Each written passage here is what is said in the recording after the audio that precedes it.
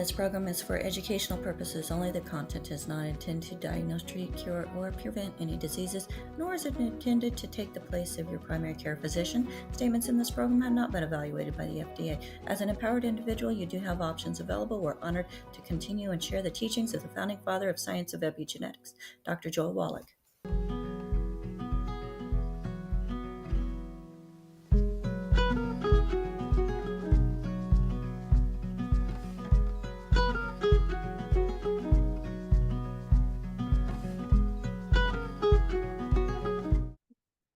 Hello, everybody. Let's go ahead and open up the Zoom waiting room. Open the doors. Actually, they're in the waiting room. Let's let them in the Zoom. Come on, Albert. Let's bring them in. Hello and welcome, everybody, to Daily with Doc and Becca. My name is Becca Dukes. As a certified naturopathic practitioner, the producer and host of this show, and a certified holistic health coach, and the Director of Student Services for the Institute of Holistic Health, I am busy doing what I love most, and that is providing information that's empowering to you, your families, your communities, and together around the world on what we can do to help ourselves build healthier lives. So folks, we're on this thing called a health journey, and there's so many things in this health journey: obstacles, road bumps, sidetracks, bunny trails.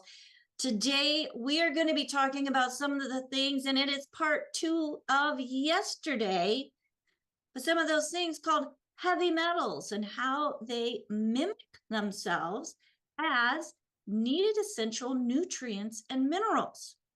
Are you ready? So folks, this program is being sponsored by dailywithdoc.com. So if you have not done so already, make sure that you go to the website, sign up for our email list so that you can receive right in your email box invitations to special events, including Daily with Doc, and also notification of who we have coming on the show and our newsletter. So dailywithdoc.com.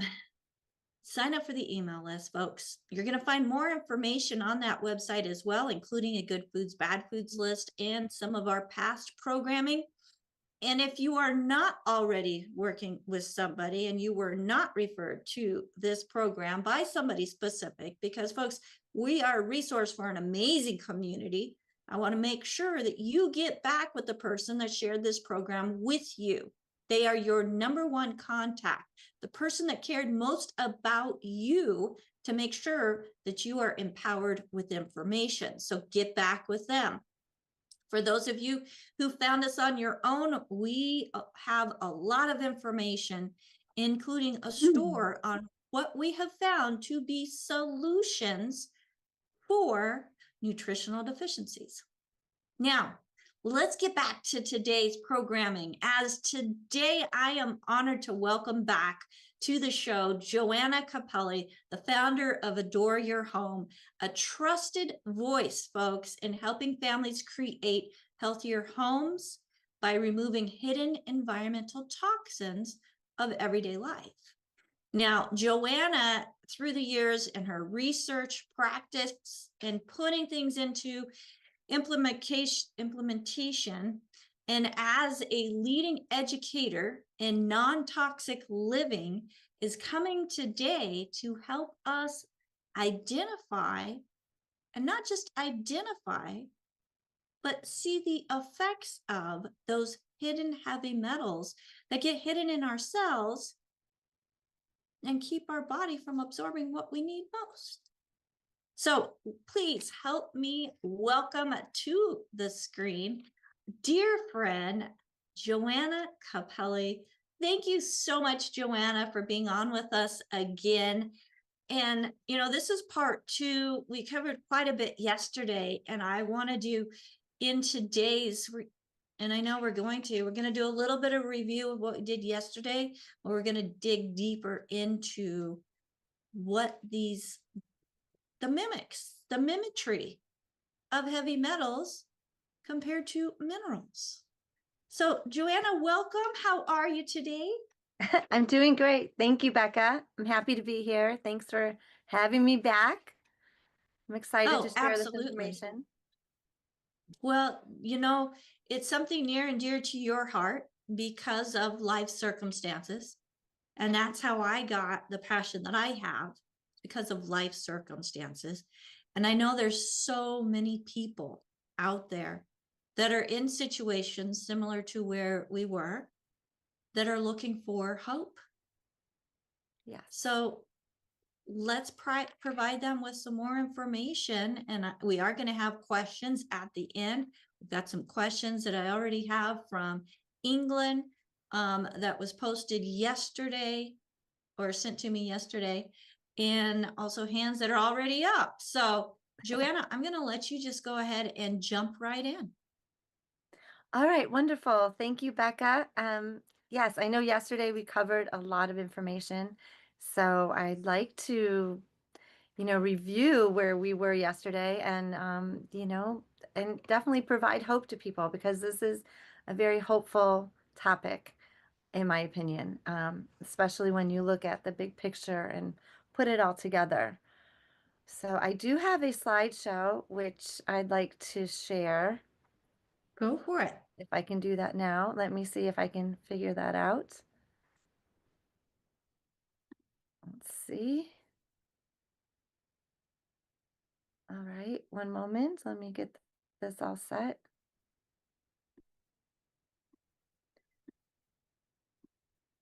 Yes, I don't know how many people here today were listening yesterday, but this will be a bit of a recap and hopefully be helpful. So can you see the screen okay? Yes, we can. Did you want to make your presentation in Oh presentation yeah, mode? I'm So we sorry. see It should one be at on a time? presentation. Yes, let me figure that out. One moment. All right, if I can remember how to do this. And then click on the image.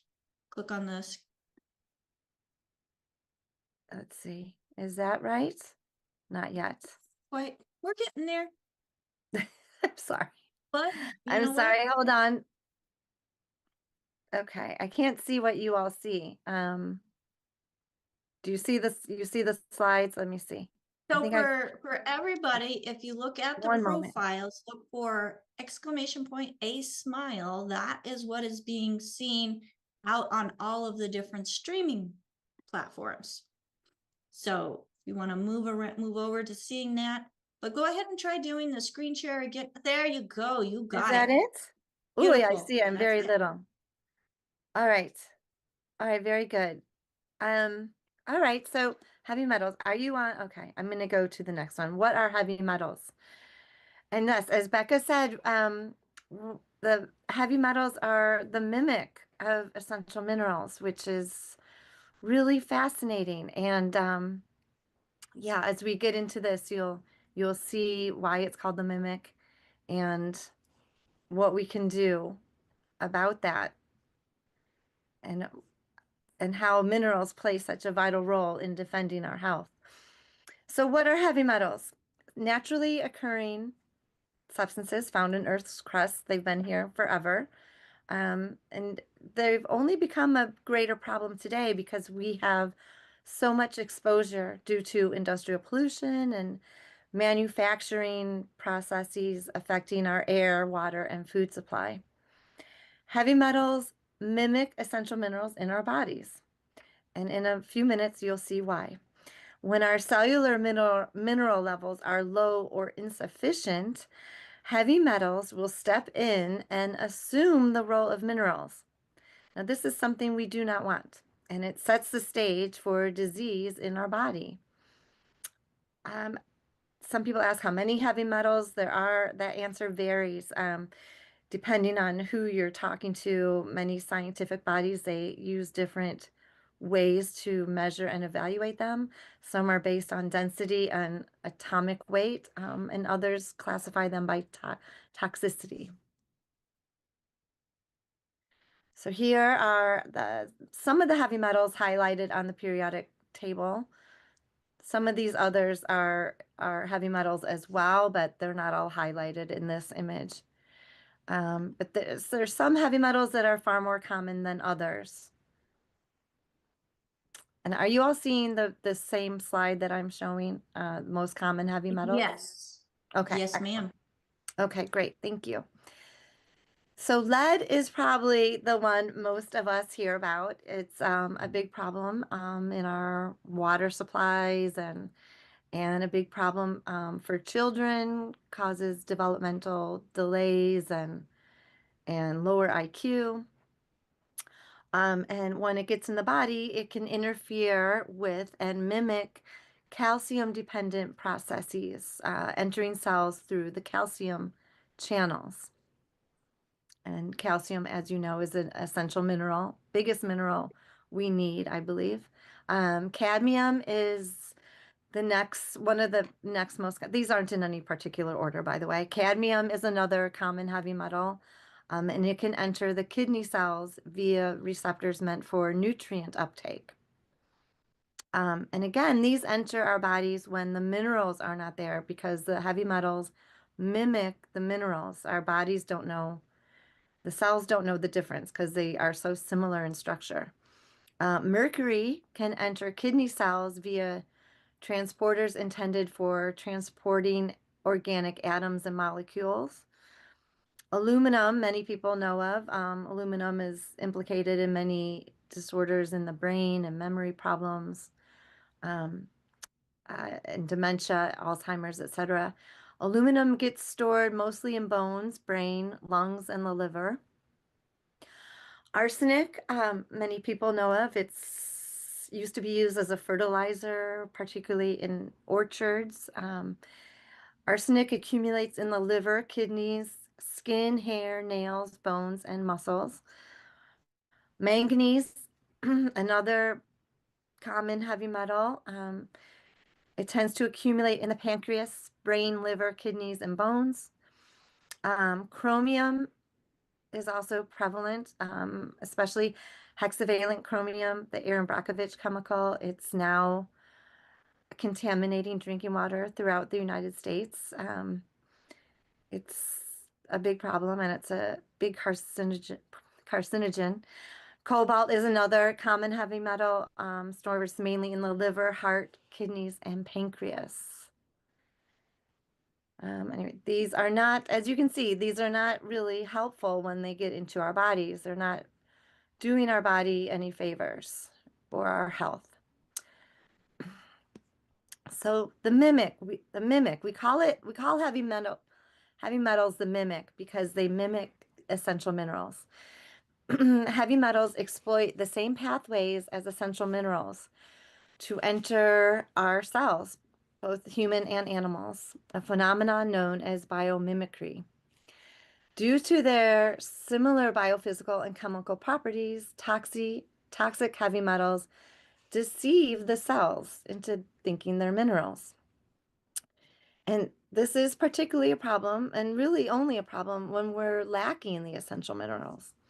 In the absence of essential minerals, as in the case of nutrient deficiency, heavy metals sneak into cells pretending to be essential minerals. Heavy metals like cadmium and lead have physicochemical similarities to essential minerals such as calcium, magnesium, and zinc. This allows them to trick the cell's transport systems.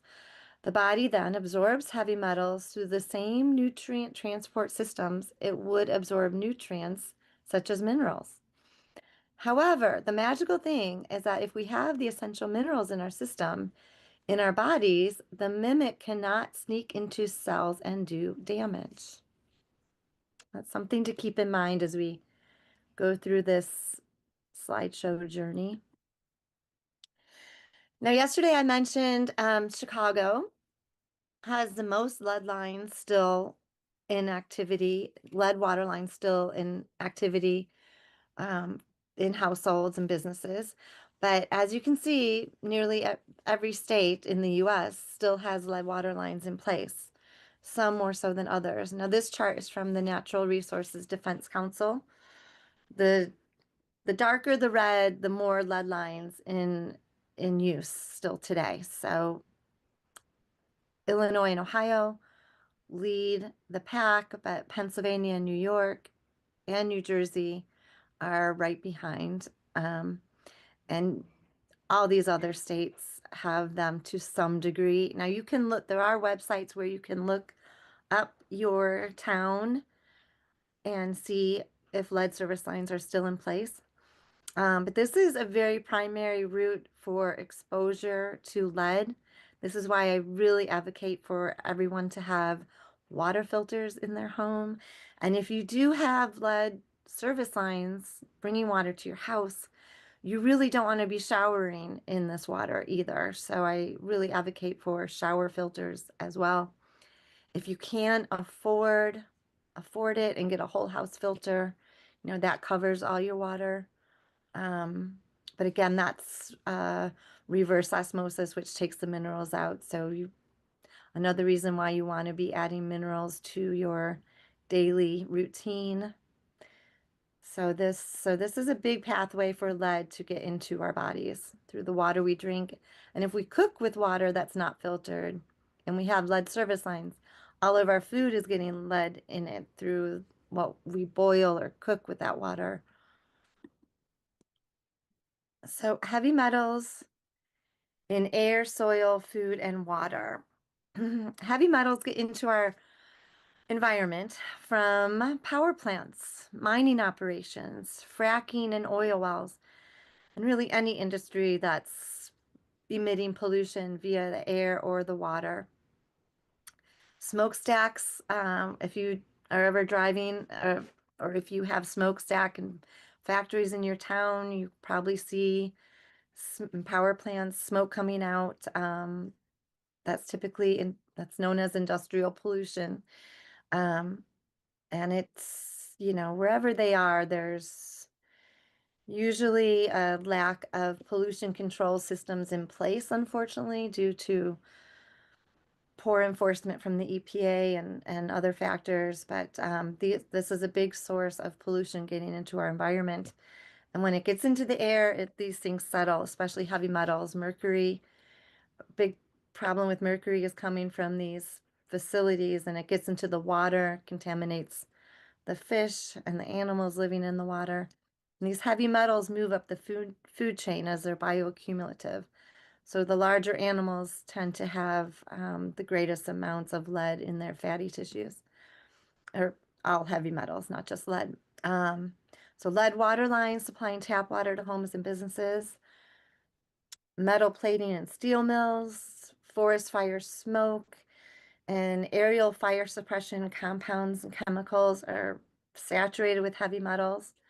And those get doused, like as we saw in California last January, all the aerial fire suppression happening was dumping a lot of heavy metals through the woods and into the waterways there. And it happens wherever there are forest fires.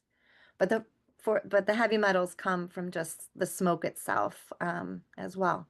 Agricultural runoff from factory farms, toxic pesticides, sewage, sludge, and fertilizer is a big source of heavy metals getting into our water and food supply. Vehicle exhaust and brake pads, another big source. And this is also, not just vehicles on the road, but boats, planes, trains, anything with diesel exhaust is a big source of heavy metals. Plastic and pesticide pollution. I mentioned the petrochemical facilities. There's tons of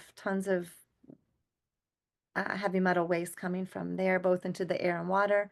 Incinerators and waste disposal, another huge source. Recycling, metal, plastic, e-waste, anything from e-waste, computers, circuit boards, cell phones, really anything made, any takeout containers with black plastic, that's generally recycled e-waste, which will have heavy metals in it.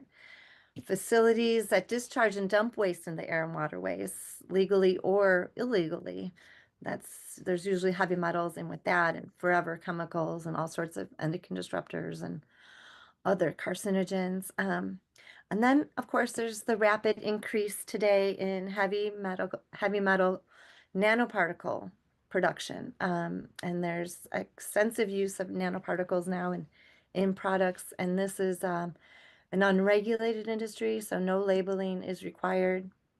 We don't really know how much we're being exposed to through that.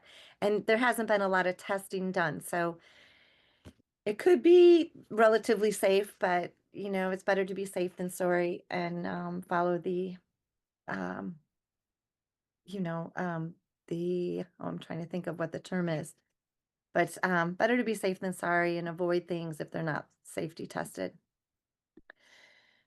So here's a map from the EPA. This is in a book that I'm going to finally publish, which was supposed to be published like 20 years ago.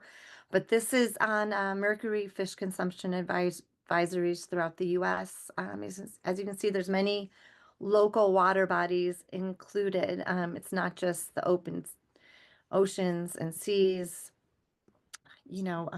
Mercury pollution from smokestacks and everything else affects water everywhere. So this is a big red flag. I think now they're saying, you shouldn't eat freshwater fish more than once a month due to heavy metal mercury contamination.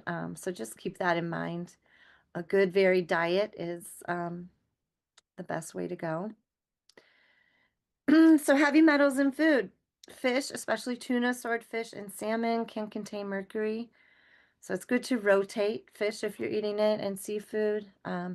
Spices. Now, heavy metals naturally occur in soil, so a lot of heavy metals can be absorbed from spices and anything growing in the ground. Baby foods can be concentrated. Concentrated types of foods can bring all that in. Any foods that aren't peeled or washed properly beforehand, or smoothies and stuff made without peeling, and fresh juices, like if those aren't clean first, you can get anything from the soil in those, and pesticides, of course. Food packaging can have heavy metals, heavily processed foods, leafy greens and root vegetables, especially from farms that use biosolids as fertilizer. Biosolids are one of my least favorite things in this world. Biosolids are sewage sludge that has been repurposed as fertilizer. I think that's totally crazy, weird thing for us to be doing and allowing as a country. But the good news is if you eat organically, you'll be avoiding biosolid fertilizer because it's not allowed on organic or biodynamic farms. Chocolate is another red flag for heavy metals, and so is rice, unfortunately. So try to choose organically. With chocolate, they say try to keep it around 70% cocoa, because the more cocoa intense you get, the more likely it's going to have heavy metal contamination. I hope I'm not going through this too fast. No, I think you're doing great. And folks, if you're here live with us in the Zoom, you'll see that AJ has put a link into the chat for lead pipe map.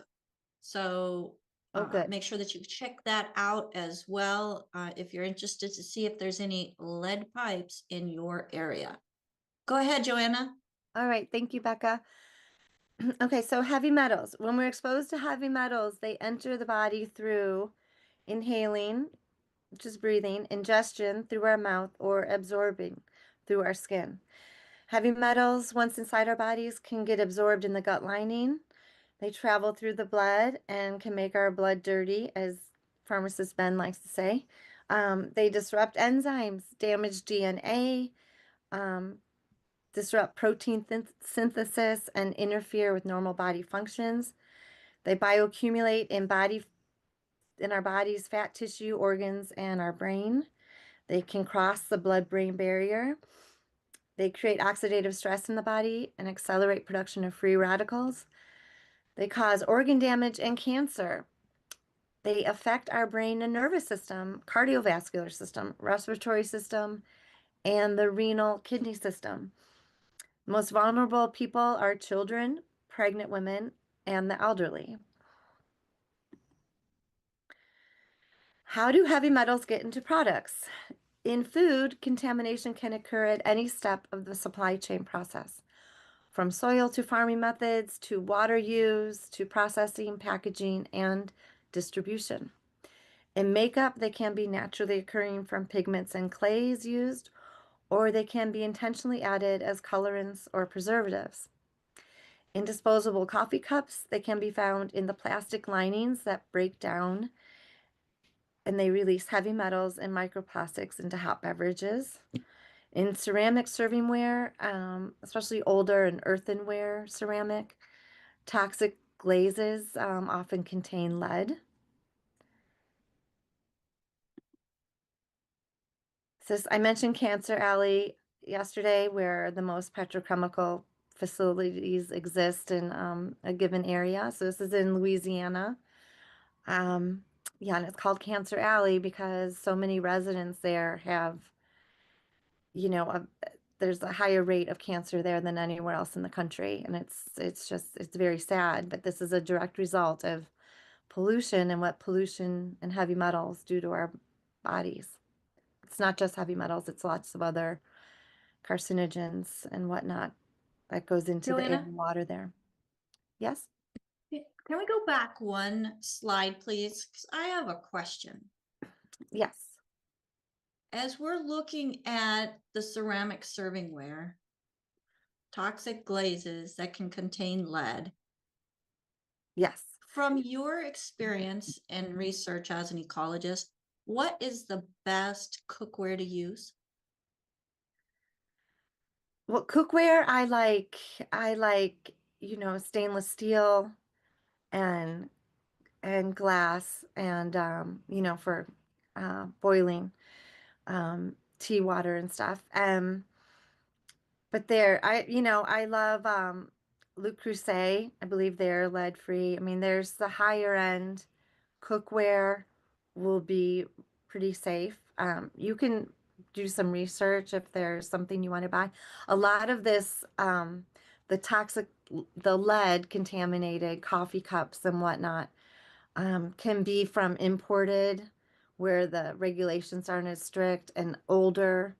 Before the early 70s, we weren't really controlling what was going into products in America either. So a lot of this has to do with older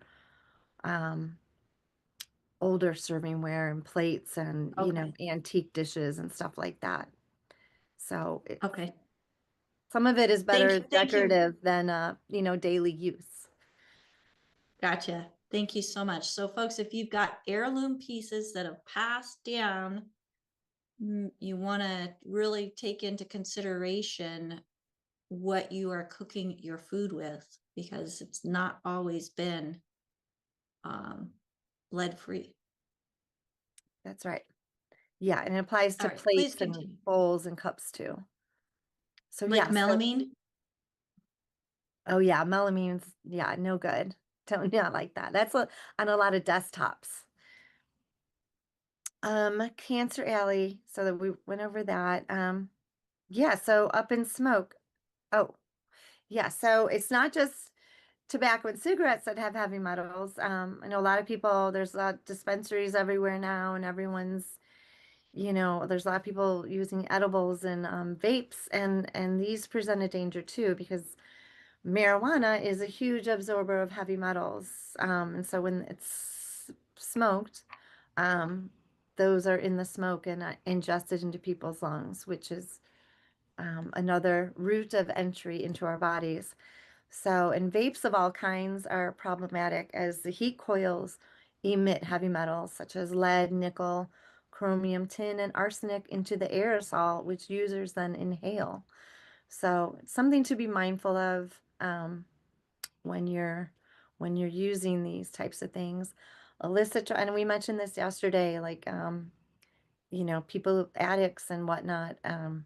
Illicit drugs are really problematic for lots of reasons, but they also contain, cocaine is the way it's processed. It will have lead and arsenic and chromium, and cocaine and meth too also have a lot of manganese, which, as we touched on yesterday, can accumulate in the brain and, cause a lot of problems with decision making and, just depression and hostile feelings and whatnot. So heat coils, even in lighters, emit heavy metals in the smoke as well. So I don't know if there's something manufacturers can do to fix this issue, but just something to be aware of if your friends or family use those things. So heavy metals in our homes, as we mentioned, lead water lines, of course. And then there's light bulbs. Intact light bulbs aren't so much a problem, but when they're broken, they become, unless they're incandescent, which are not really sold anymore in the US, which personally drives me crazy. Broken light bulbs are a mini hazardous waste site in your home. So if you have CFL, LEDs, cold cathode, or fluorescent, if these break, you should leave the room for like 15 minutes, open a window, get ventilation, and then, let it settle, and then come back. Don't use a vacuum. You're supposed to cover it, keep the particles as intact as possible, try to clean them up with a damp cloth so they don't spread into the air and get into the dust in your home, etc. There's information on this if you look up the EPA website and whatnot. It's something to be aware of when you're using lights. Lead paint in older homes obviously has lead, so beware of paint chips. Dust in homes contains a lot of microplastics, bacteria, and heavy metals. So, it's good to do damp dusting, not use a vacuum, but put a HEPA filter in your vacuum when you do vacuum. Makeup and cosmetics are another source of heavy metals, as we touched upon. Textiles, furniture, drapery, even clothing with polyester, carpets and rugs, dog toys and dog beds, anything with polyester, flame retardants, microfibers. Microfibers can be an issue because they collect things so easily. They're like sponges and collect anything from dust. And as we talked about yesterday, heavy metals can hitch on to nanoparticles and these invisible little elements in the air that we don't even see. And microfibers can, just collect all of that. So all of that can be a source of heavy metal exposure. Building materials, PVC, treated wood, cement, old paint, microplastics in plastic containers, dust, black plastic is from e-waste, which is a big source because all the electronics, when they're melted down, have tons of heavy metals. And then nanoparticles in skincare products, especially sunscreens, cookware, cosmetics, food, candy, cleaning, microbial cleaning products. Again, lack of safety testing with the nanoparticles and labeling and regulation. I just have to say that's a red flag for now until it's totally safety tested. And what I was thinking before was a precautionary principle. Yeah, that's, where nothing should be put out into the market unless it's fully vetted and we know it's safe. And nanoparticles have not passed that test yet, in my opinion. Health effects of heavy metals. Gut dysbiosis and metabolism problems. It's said by many that heavy metals increases your risk for diabetes. There's bone and joint pain, oxidative stress, cell damage, DNA damage, inflammation, cancer. Heavy metals increase risk of lung, prostate, brain tumors, and other types of cancer, kidney and liver damage, cholesterol dysfunction in the liver, which I think sets up things, and that's part of the problem with the MS, but cardiovascular damage, high blood pressure, heart damage can set the stage for people to have stroke. There's respiratory disease, breathing difficulty, lung damage, anemia, skin disorders, hair loss, speech and vision problems, immune system damage, and autoimmune disorders. So there's a whole host of heavy metal problems that heavy metal health effect problems that we can suffer from. Oh, I'm sorry. That was supposed to be the second one. Here are the rest of the health effects of heavy metals. Heavy metals are neurotoxins, reproductive toxins, and carcinogens. They cause brain and nervous system disorders. Heavy metals are linked with Alzheimer's, ALS, MS, Parkinson's, tremors, headaches, brain fog, memory issues, brain dysfunction, nerve pain, neuropathy, tingling, numbness in hands and feet, learning and development disorders, autism, ADHD, cognitive decline, low IQ.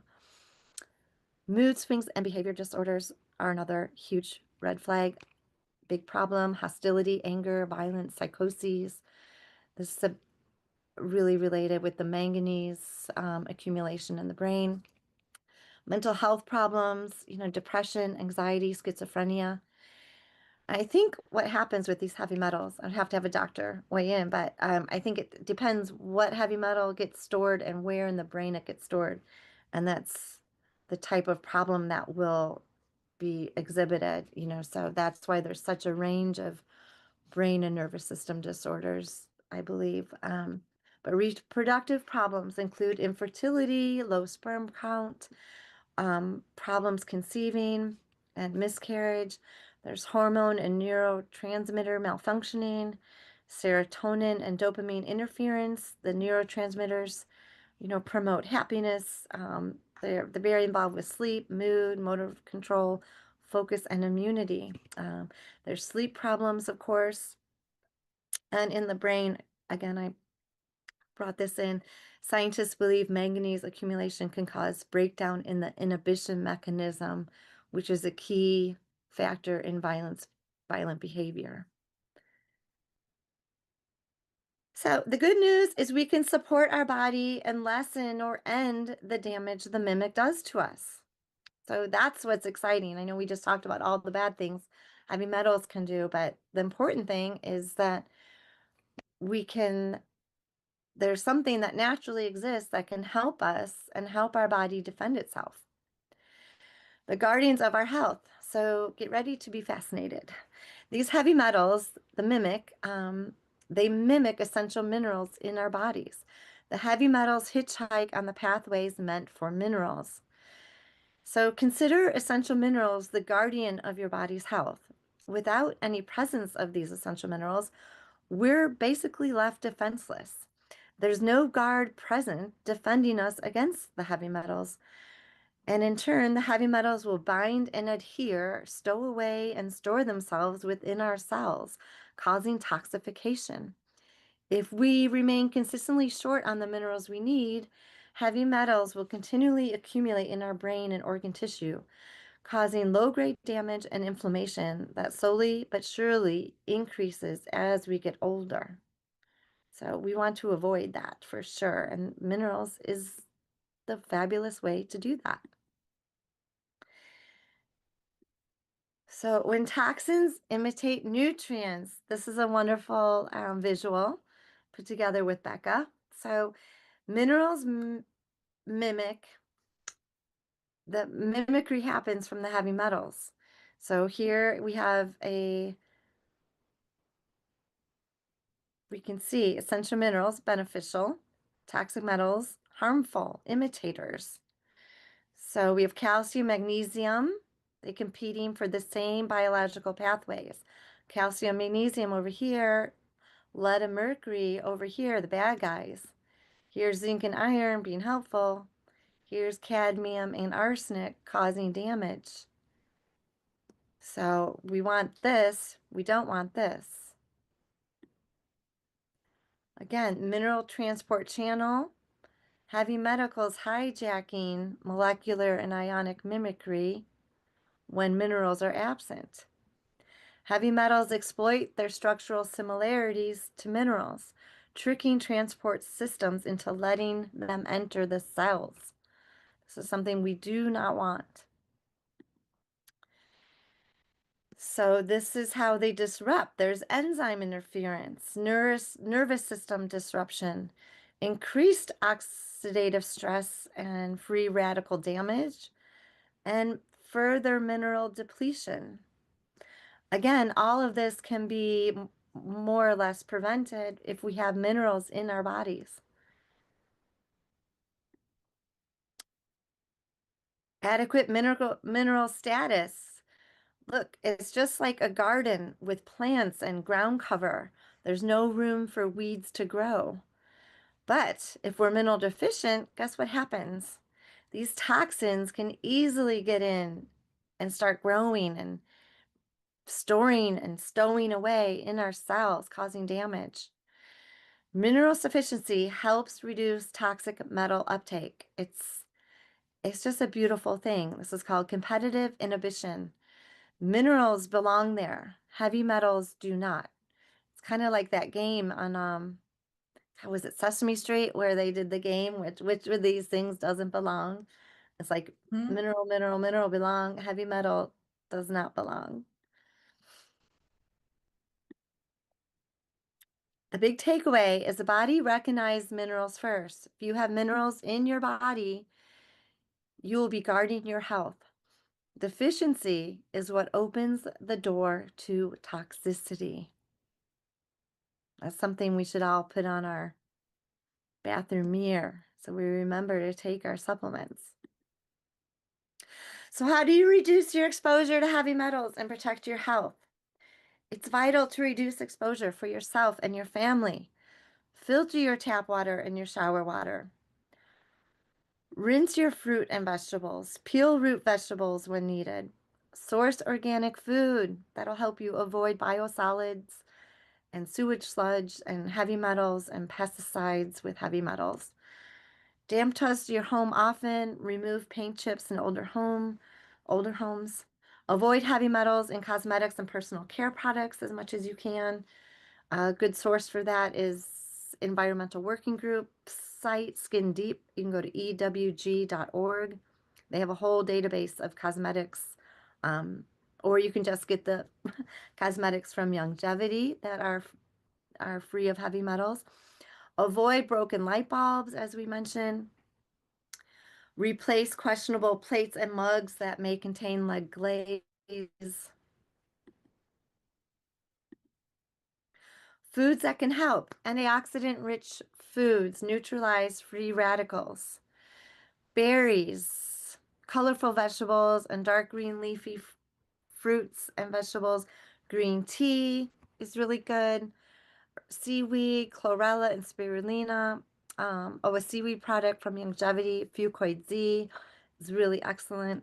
Cilantro, parsley, citrus fruits, really excellent at helping the body cleanse heavy metals. Vitamin C, vitamin E. I'm probably missing some here, but this is not an all-inclusive list.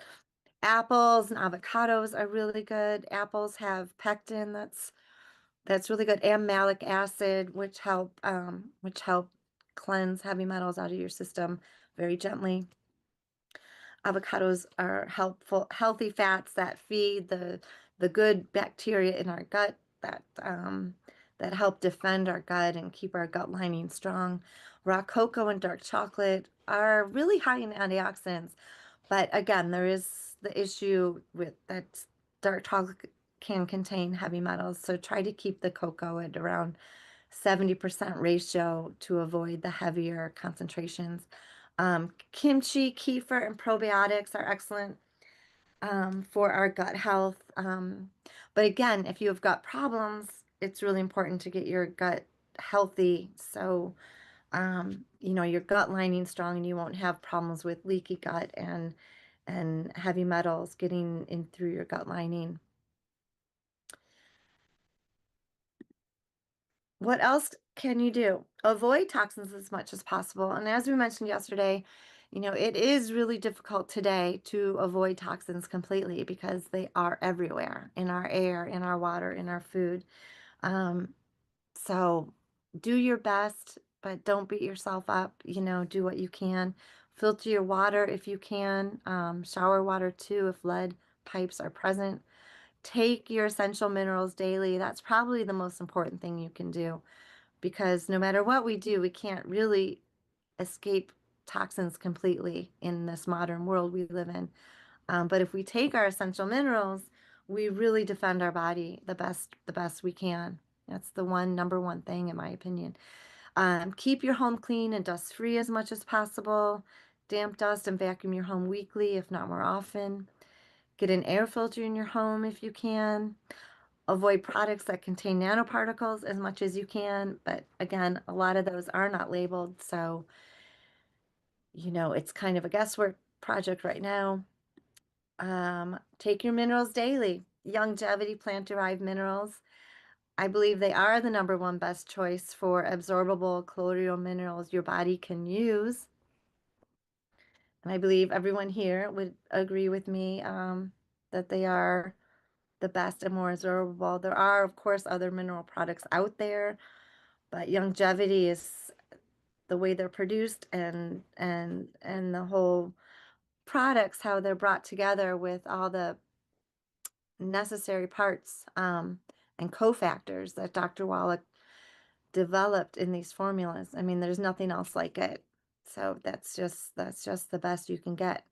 Other helpful products, FucoidZ has the fucoidin, which is the substance extract from seaweed, which is really beneficial, helpful for the thyroid and the whole body. The ultimate EFAs, the essential fatty acids and omega 3, 6, and 9s, really important for our brain health, to protect our brain and our heart. And of course, a full set. If you want a full set of essential 90 nutrients, you can get one of the healthy body start packs. The healthy brain and heart pack from Longevity is excellent because it has the essential minerals in the Tangy Tangerine. It has the EFAs, it has the selenium, and it has the Osteo-fx, which is all the calcium and magnesium. Really keep your body, keep those guardians, keep the essential minerals full in your cells. So there's no room for these weeds, the heavy metals, the mimic, to enter and take hold in your body.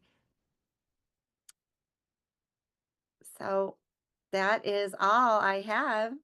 And if you want to contact me, I am here. And that's it. That's my slideshow. Are there any Awesome. slides anyone would like to see that I can replay, or should I end the slideshow? Go ahead and end the slideshow, folks. If you want to see any of these slides again, make sure that you reach out to Joanna or to the Daily with Doc team itself by info@dailywithdoc.com. We'll make sure that we get those slides to you. And most of all, make sure that you go to the website and be part of our email list so that you can get information as we're sharing it with everybody. Now, Joanna, there was a lot of great information there. We've got hands up. Let's go ahead and move right over to Marilyn. Marilyn, what question do you have for Joanna today? Okay, well, when you're growing your own vegetables or planting a garden, they always talk about organic soil. And when you go like to Home Depot, you'll see organic and inorganic. Do you need both? Or is it best to just get organic soil? Well, you know, that's a great question. Well, you have to be really careful because in a lot of the soils now, even those labeled organically, they will have biosolids.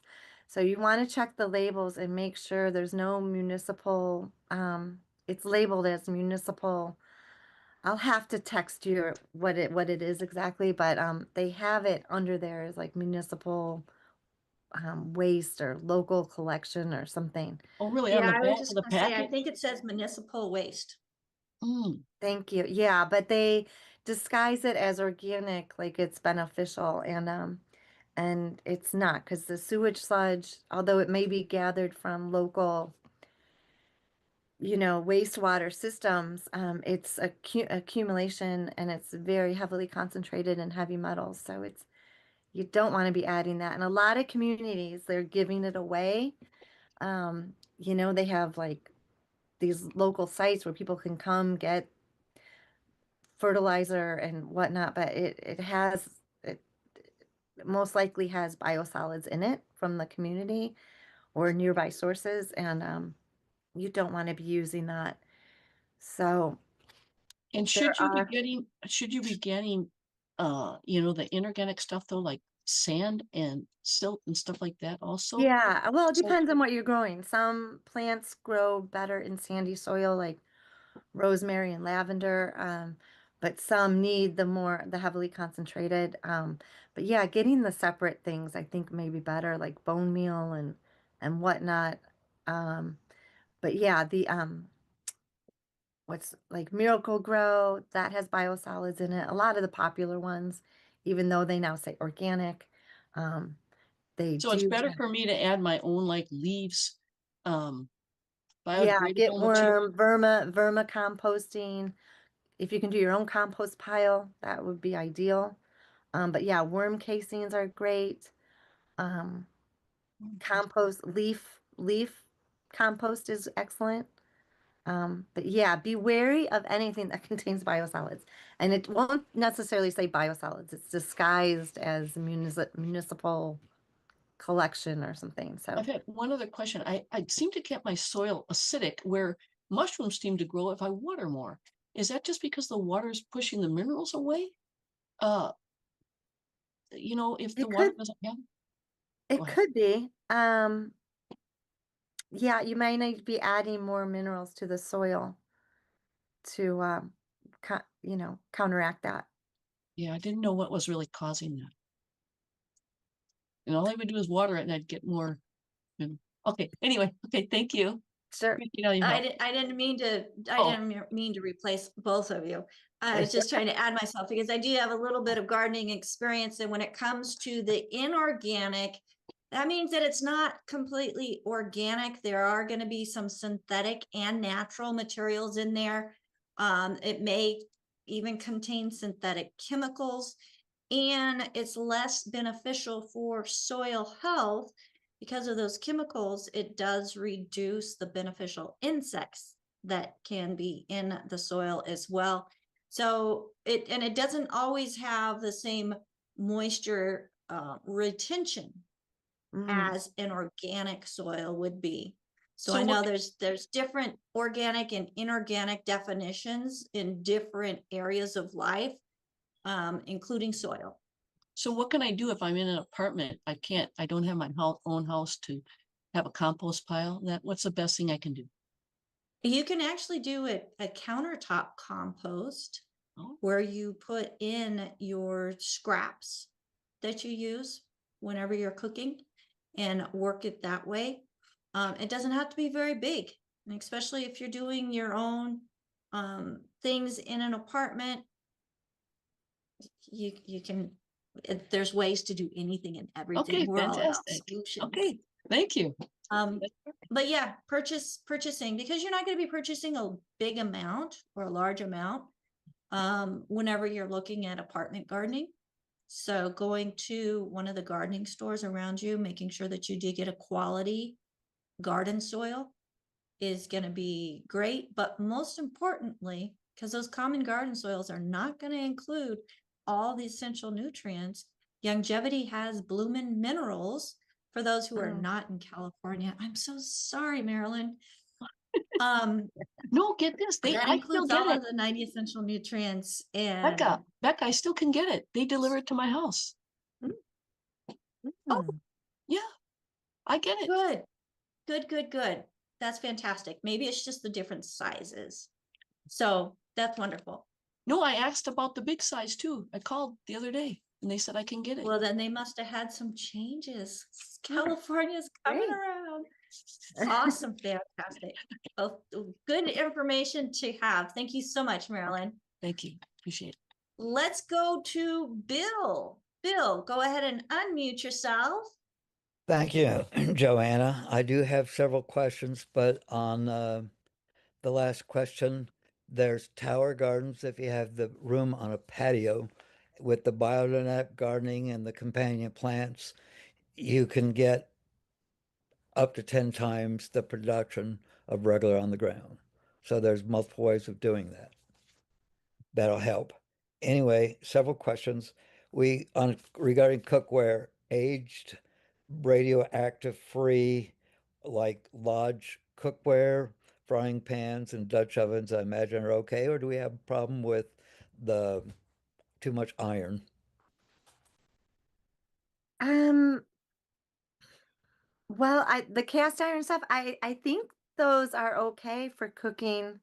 I believe if you do like acidic things, they can pull out more iron. Like tomato sauce, but I think otherwise they're relatively safe. I have Okay. heard that the air fryers can be problematic because they have PFAS coating on them usually. But heavy metals in the Lowe's cookware, I haven't heard. I have not.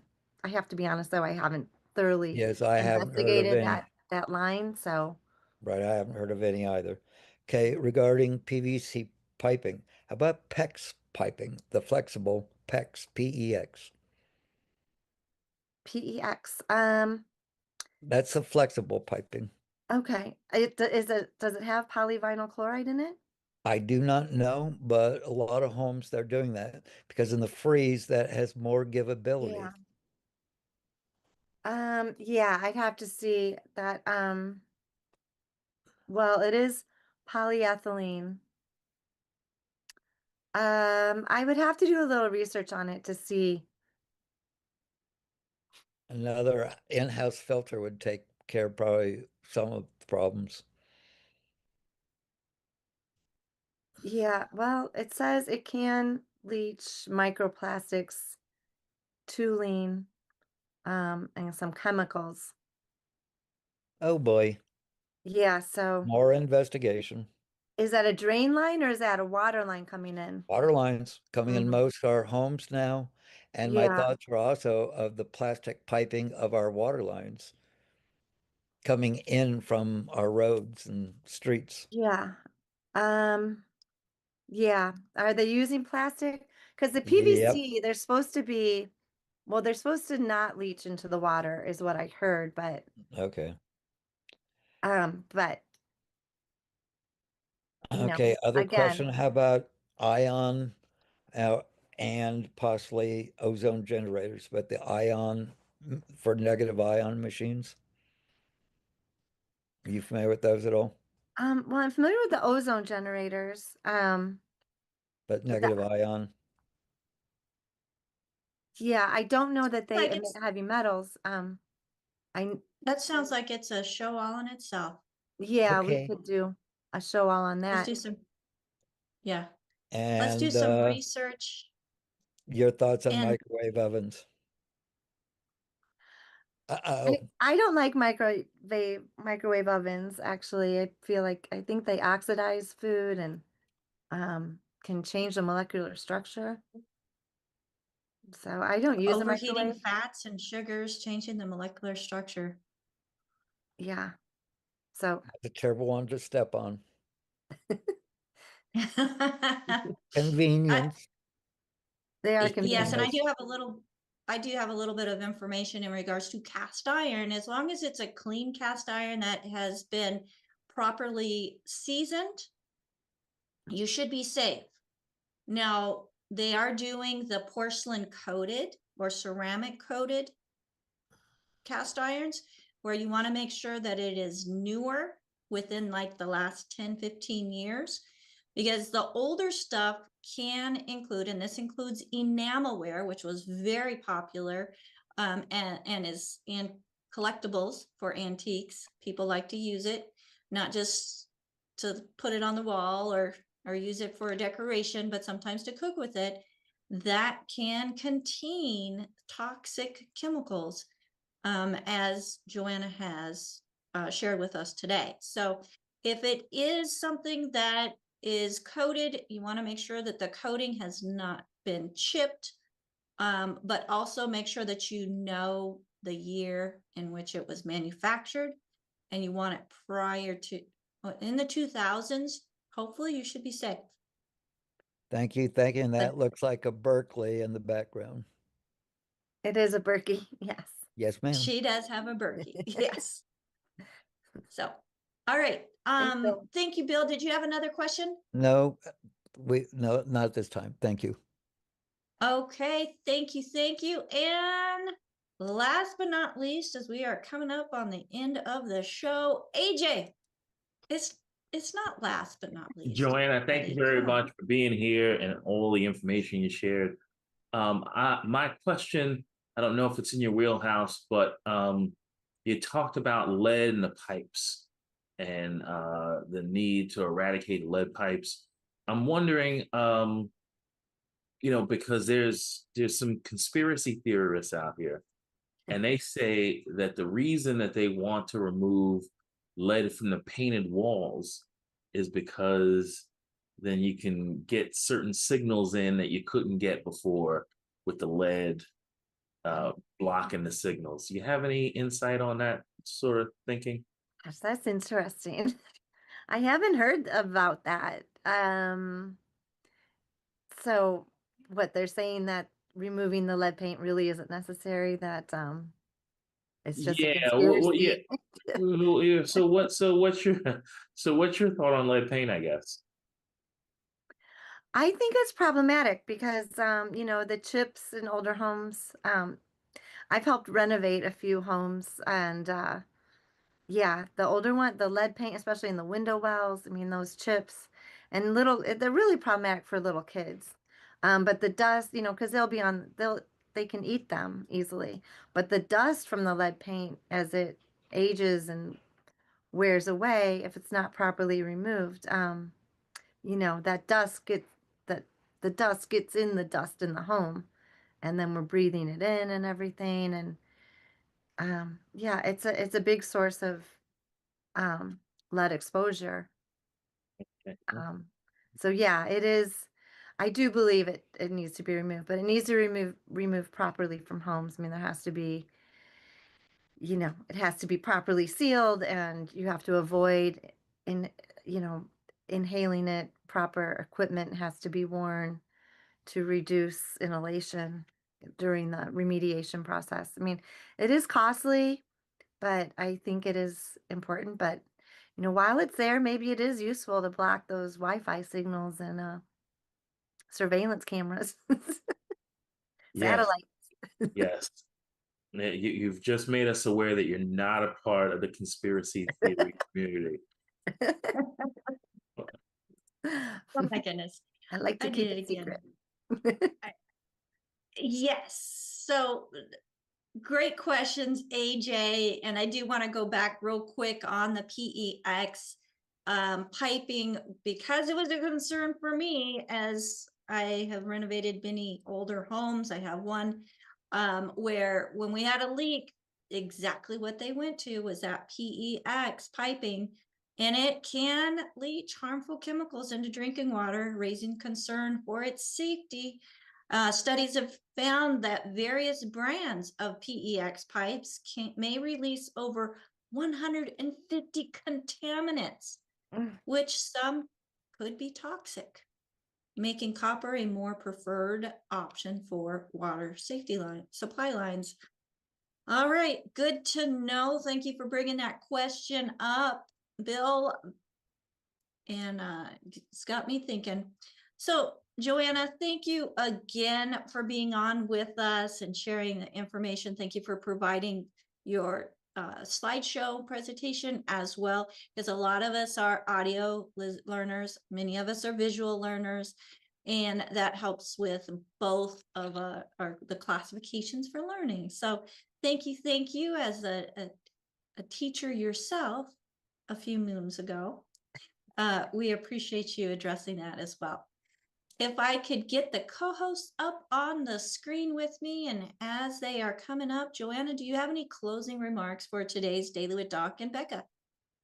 Well, I'm really grateful for being here, and yeah, I'd love to follow up on some of those questions. Maybe in another show we could do like a whole series on how to, or what water lines are best in lieu of the lead pipes, because it is a big subject area, and there's lots of other things we could explore, more so with the chemicals coming, in addition to heavy metals. Heavy metals, unfortunately, only one small part of the picture, heavy metals, but yeah, there's lots of contaminants out there to avoid. Well, definitely, we should have one that's more contaminants to avoid, hidden in plain sight. Thank you so much again, Joanna Kappele. Thank you, thank you, thank you, Thank folks. you. You can find Joanna at the website adoreyourhome.com and get more information from her. And I just want to do a shout out to our co-host today as we have Mary joining us.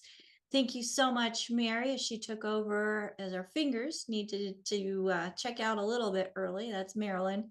Mary took her spot in helping to keep the information rolling in the chat. Thank you so much, AJ, as I know you are, oh goodness, I would be fired. I've got another question that I have to bring up. But AJ, can you finish with the thank yous as I pull this question up? She actually had two questions. She sent me one too. Albert, our main guy down in South Africa, playing with wildlife in his backyard.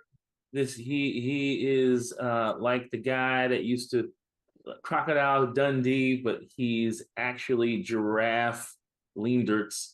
And then we have Sherry Browning, our good friend and multiple certification holding mother of 8 and grandmother of a couple more than that.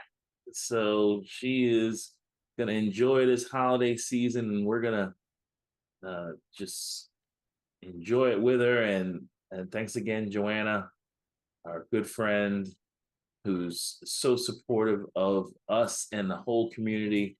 And we love having you on. And I think Becca may have a question for you. If not, I got one for you. Yes, so Olga from England has written in, and there are 2 questions, just like AJ said. So question number 1, Joanna, because she wanted me to ask this to you specifically. She says, soils in some countries contain high level of heavy metals, and cocoa trees are in particular are absorbing it, leaving us with cocoa products, including our beloved chocolates, some of them anyways, being contaminated with a high level of heavy metals. Is there a way that we can know which chocolate is safe? Well, they say if you choose chocolate cocoa that's around 70% cocoa, you're better off than if you go like 80, 90%, because the higher intensity can have major amount of heavy metals, where 70% is better. You know, it's tricky because cocoa is really high in antioxidants, and they say it's so healthy for us. But yeah, then you have the heavy metal question. But I do believe that I would say take your minerals first, then have your chocolate. Then any So heavy fill your metals, cells. won't adhere. They'll just, they won't get Well, mixed and up. here's the next question. Can dietary fiber bind with minerals before our body can utilize those minerals, thus taking fiber a few hours after supplementing with minerals being a recommendation? Are you familiar with that one? Yeah, yes, a little bit. Yes, I believe lectins and phytates, something can bind with minerals. But I think there's some mixed opinions about it, but the soluble fiber but I would say don't take the fiber at the same time as the minerals to avoid any loss of minerals as they get bound and aren't absorbed. So let your minerals, try to take your minerals the same time each day if you can, and give them room to absorb in your system before you take your fiber. That's my opinion. Someone else could probably another health coach could probably weigh in on that as well. Yeah, so I mean, the cell can only absorb so much. So if you're flooding your body with minerals and nutrients, there's not going to be much space left for the toxic stuff to be able to attach and absorb. So that's one more reason why we want to make sure that we are getting the 90 essential nutrients each and every day, especially and including those plant-derived minerals in. Yes. You know, I don't know that you can overdo it. That's right. Your body will let you know if you can, if you do. Well, folks, thank you so much for joining us here on Daily with Doc and Becca. Thank you to our live audience for hanging out with us. And for all of you watching us on any of the streaming platforms, thank you for investing time into yourself and being a more empowered individual on things to look out for in helping yourself, your family, your community, and together we are helping the world be a healthier place. Until next time, don't forget to get back with the person that shared this program with you. We'll see you later. Bye for now. Thanks, everyone. See you. Thank you. Thank you.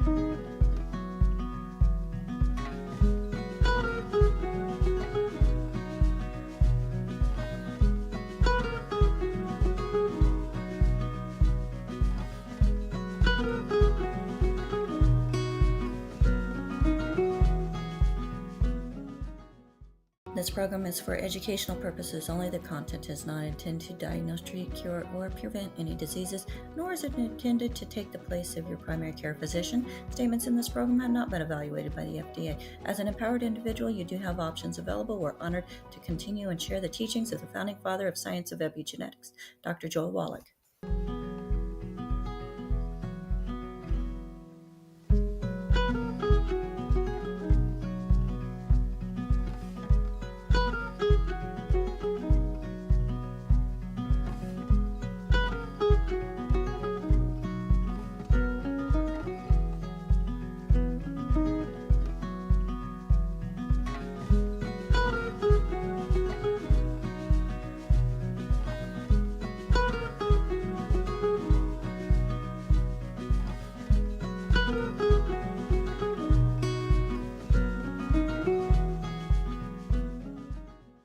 This program is for educational purposes only. The content is not intended to diagnose, treat, cure, or prevent any diseases, nor is it intended to take the place of your primary care physician. Statements in this program have not been evaluated by the FDA. As an empowered individual, you do have options available. We're honored to continue and share the teachings of the founding father of science of epigenetics,